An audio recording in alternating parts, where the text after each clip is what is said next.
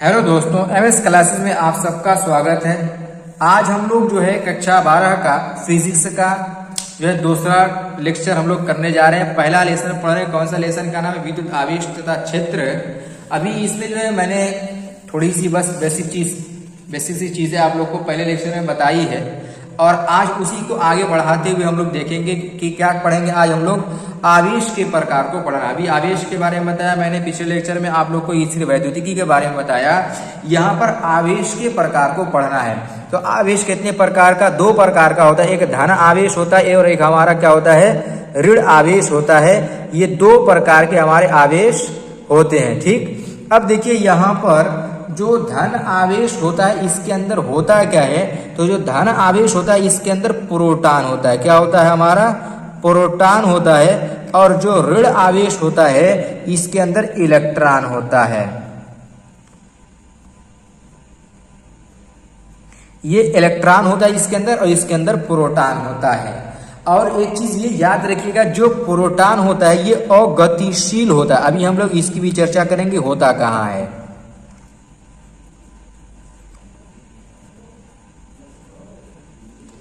ये अगतिशील होता है और अगर इसकी बात करें तो ये गतिशील होता है। क्या होता है हमारा?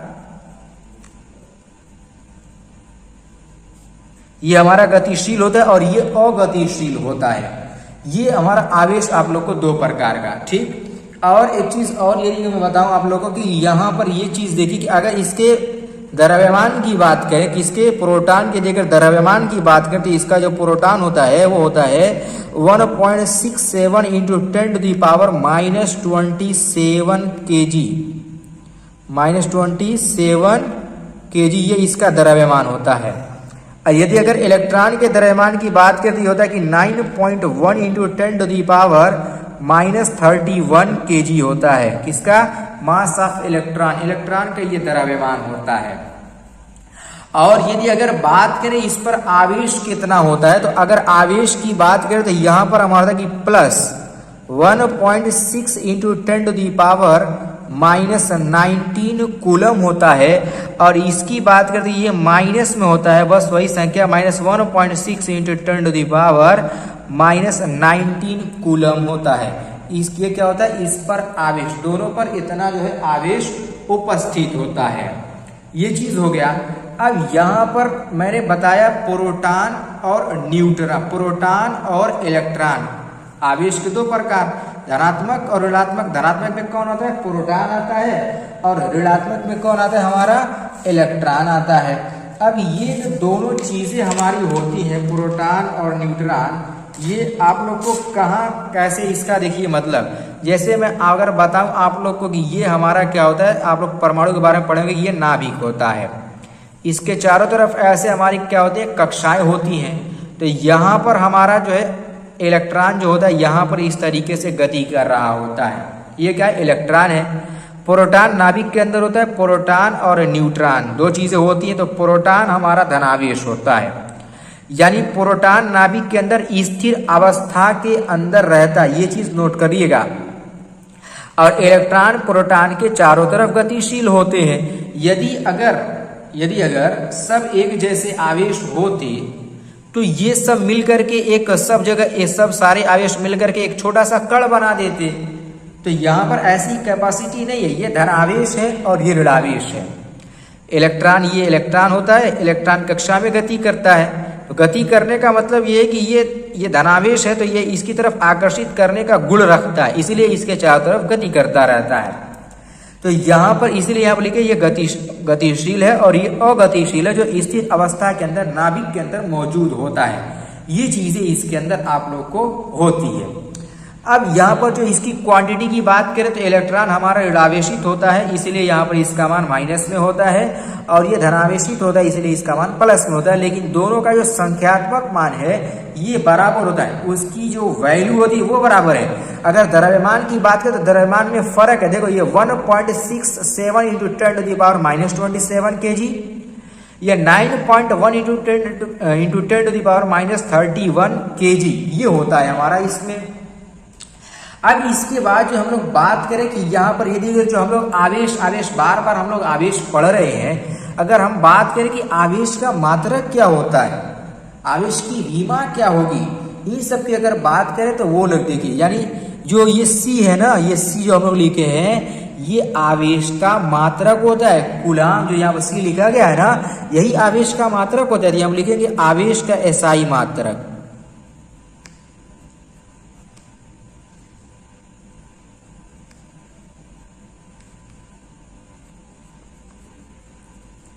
आवेश का जो एसआई मात्रक होता है वो हमारा क्या होता है, कूलाम होता है, जिसको हम लोग सी से प्रदर्शित करते हैं। और इसका अगर सीजीएस मात्रक की बात करें, देखिए यहां पर यदि अगर सीजीएस मात्रक की बात करें तो इसका जो सीजीएस मात्रक होता है वो स्टेट कूलाम होता है। क्या होता है, स्टेट कूलाम।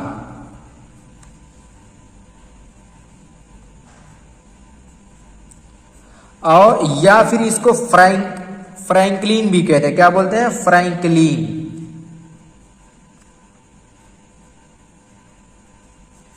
ये होता है। और एक और इसका मात्रक हो सकता है, वो एक और मात्रक कैसे, मैं आप लोग को बताऊं कि जिसे आप लोग 10 में पढ़े हो, आवेश वगैरह 10 में भी पढ़े हो, आप लोग पढ़े Q बराबर IT पढ़े है ना। तो Q क्या, ये क्या धारा है हमारा, एम्पियर, और ये क्या समय, सेकेंड हो जाएगा, यानी एम्पियर सेकेंड भी कहते हैं इसको। क्या बोलते हैं, एम्पियर सेकेंड। यानी इसका एसआई मात्रक एक और हो जाएगा, क्या हो जाएगा हमारा, एम्पियर सेकेंड।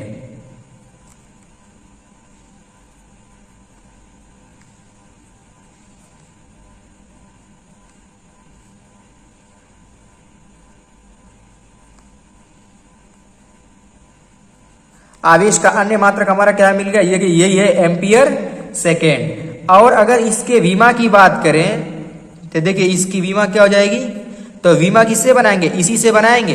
ये एम्पियर, एम्पियर की विमा क्या होती है, ए ही रह जाती है। और सेकंड यानी समय है, तो समय की विमा हमारी क्या होती है, वो टी होती है। यानी इसकी विमा क्या हो जाएगी, ए टी हो गई, ए की पावर 1 टी की पावर 1 भी लिख सकते हैं, ठीक है ना। और एक चीज और याद रखिए, आवेश एक अदिश राशि है, ठीक है। कैसी राशि, आवेश एक अदिश राशि, तो लिख लीजिए यहां पर।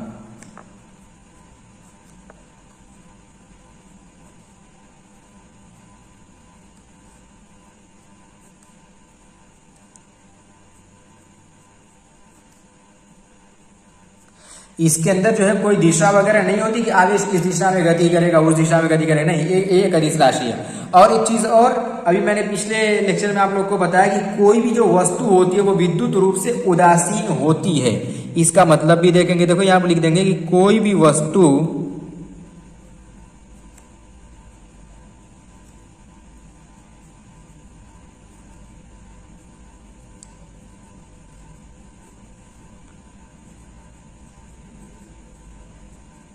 विद्युत रूप से उदासीन होती है।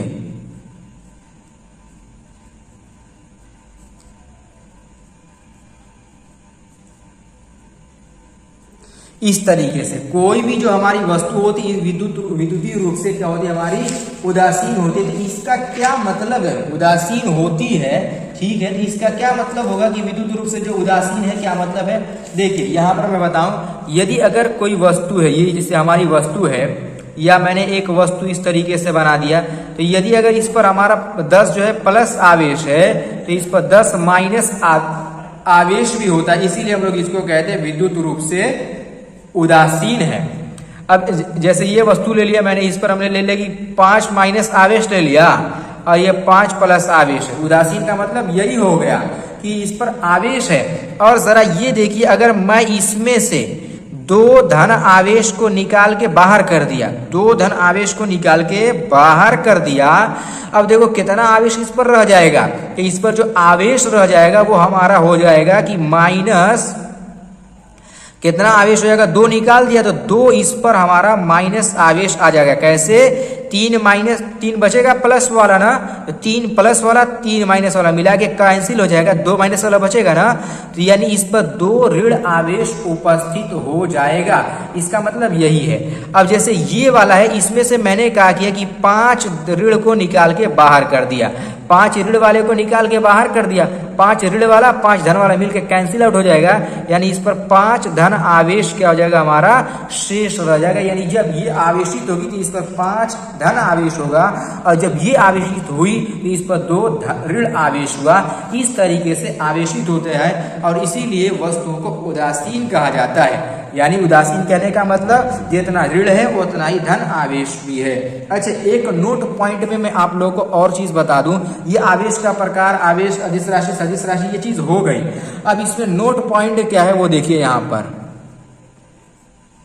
जैसे यदि अगर हम लोग को क्या करना है कि अगर आवेश को जो है ज्ञात करने के लिए भी कह दे, जैसे यहाँ पर लीजिए वस्तु पर कुल आवेश कितना होता है वो कैसे हम लोग निकालेंगे। देखो यहाँ पर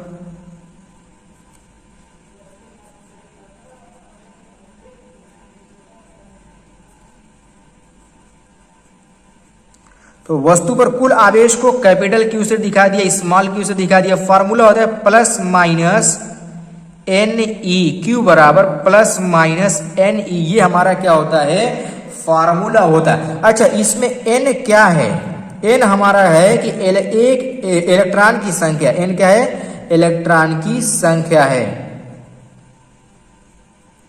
और ई क्या है हमारा इसमें, तो ई हमारा जो है वो एक इलेक्ट्रॉन पर आवेश है।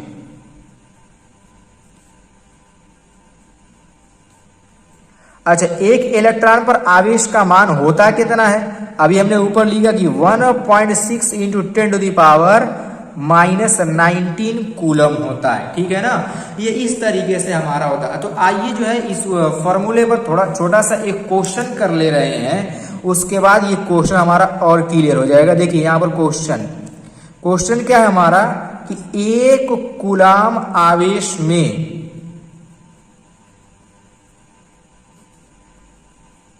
एक कूलम आवेश में इलेक्ट्रॉन की संख्या ज्ञात करो।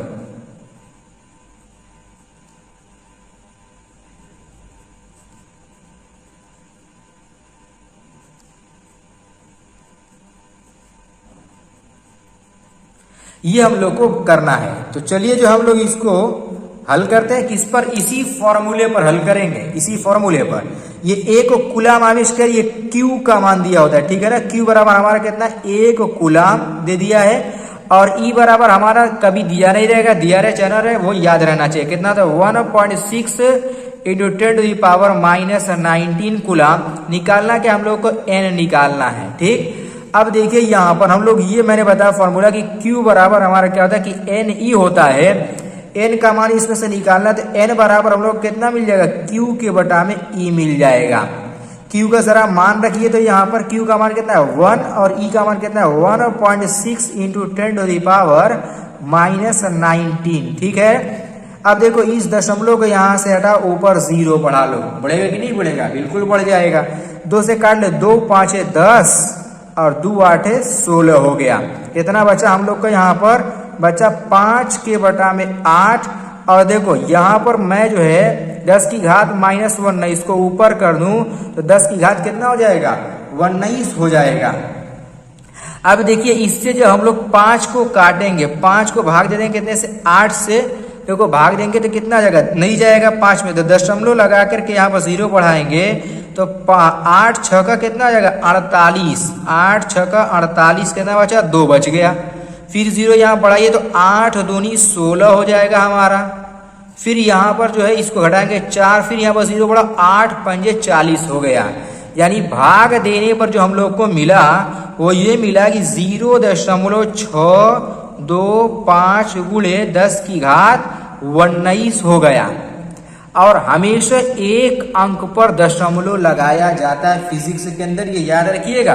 कैलकुलेशन में एक अंक होना जरूरी है, यानी यहाँ पर रहेगा 6.25। देखो दशमलव को इस साइड खिसका है ना, यानी इसमें 10 से गुणा किया गया, यानी एक घात इस पर और कम हो जाएगी, यानी यहाँ पर रहेगा कि 10 की घात 18 हो जाएगा।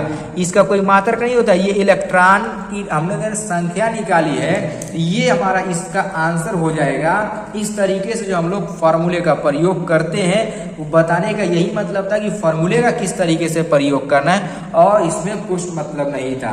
तो उम्मीद करते हैं कि जितनी भी चीज़ हम लोगों ने पढ़ा है वो सब क्लियर हो गया होगा आप लोगों को।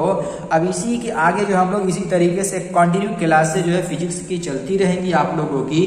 बस आप लोग धैर्य बना करके सारे लेसन को, सारे जो है एक एक लेक्चर को अच्छी तरीके से बेसिक रूप से पढ़ते रहिए।